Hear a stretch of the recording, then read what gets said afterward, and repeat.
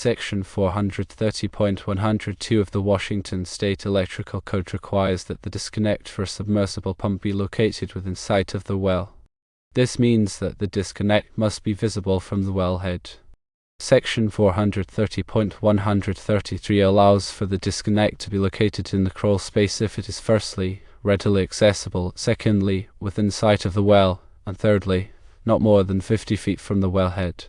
In new construction, it is common to mount a disconnect outside the building within sight of the well and install another disconnect inside the crawl space next to the controller. This provides easy access to the disconnect in both locations.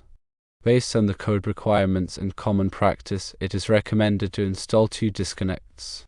Firstly, mount an outdoor disconnect within sight of the well, typically on the exterior wall of the building closest to the well. Secondly, install another disconnect inside the crawl space next to the controller for easy access to the pump and controls. Ensure that the disconnect meets the voltage and amperage requirements of the pump. Typically, a 2-pole disconnect is used for single-phase pumps, while a 3-pole disconnect is used for 3-phase pumps.